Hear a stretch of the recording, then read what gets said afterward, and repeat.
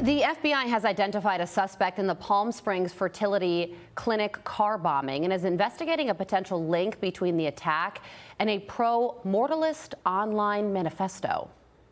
We are fairly confident that that subject is Guy Edward Bartkiss, 25-year-old. The subject had nihilistic ideations, and this was a targeted attack against the IVF facility. We are tracking a possible manifesto out there, and it's part of our ongoing investigation.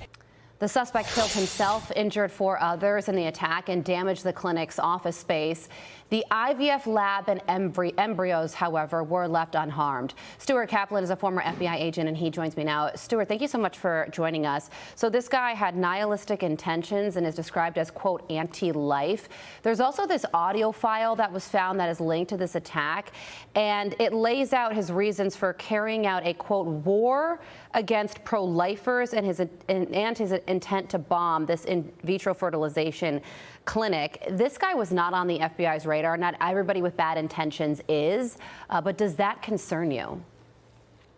It does, and it concerns the FBI as well. Look, this is another example of our social media platforms really targeting and preying upon younger people who are more vulnerable to being influenced by this radicalization. Now, there are different forms of radicalization, and this just happens to be one that we haven't seen more recently. But the FBI, as far as their priorities, is very concerned about the influences of social media and the fact that there really, quite frankly, is very little restrictions, and we really tend to have to rely upon our population with respect to parents, loved ones, and people that may tend to see someone fall off the grid and become radicalized. Well, it was a very unsuccessful attack, and thank God, because this IVF clinic wasn't even open at the time.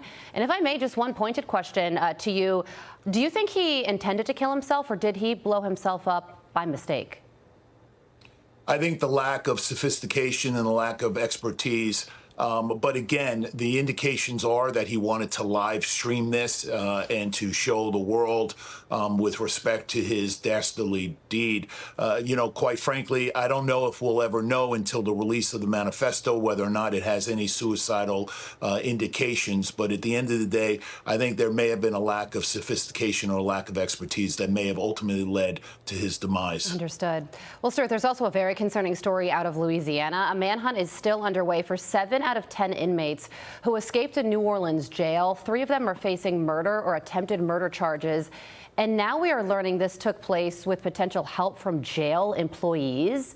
What can you tell us about this? Well, I know this area very well, and I will tell you, underfunding, understaffing, and then, of course, the final component, which is the corruption aspect. This jail in particular has been on the radar for a long, long time.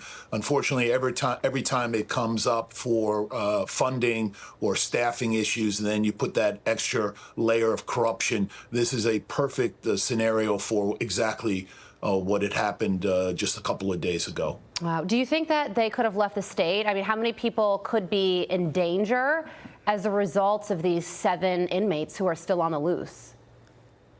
Well, quite frankly, with respect to if, in fact, there was assistance, which it looks like, I know there's at least 3 employees that have been suspended. If they got outside help, that means that there were individuals that were laying in waiting to assist them and put them into cars or vehicles and get them out of the state of Louisiana, or even, quite frankly, through Texas and across the border. There may be a likelihood that they may be out of the U.S. territories. But let me just suggest. Wow. The United States Marshal, the Fugitive Apprehension Division Task Force is on them, and I will tell you, you wouldn't want to have to be looking over your shoulder when the U.S. Marshals are coming after you. Why would anybody who works in a jail, any jail employee, want to do this? What's in it for them? Money, of course, because if you take a look at the base salary, you're talking about individuals that are making somewhere between $40,000 and $50,000. That equates to less than $25 an hour. And of course, New Orleans historically has had systemic corruption, not only here, but in other areas of government and governmental agencies. And so if someone has the means to elicit assistance by perhaps offering a bribe or some sort of favor, this is exactly what the byproduct is. Well, this is a story that we're certainly going to follow. I also wanted to ask you about this, given your field of expertise with working for the FBI. Kash Patel and Dan Bongino, they made some significant comments over the weekend about their promise to overhaul the FBI's crime-fighting operation. Listen to this. In the National Capital Region, in the 50-mile radius around Washington, D.C., there were 11,000 FBI employees. So we're taking 1,500 of those folks and moving them out. Every state's getting a plus up.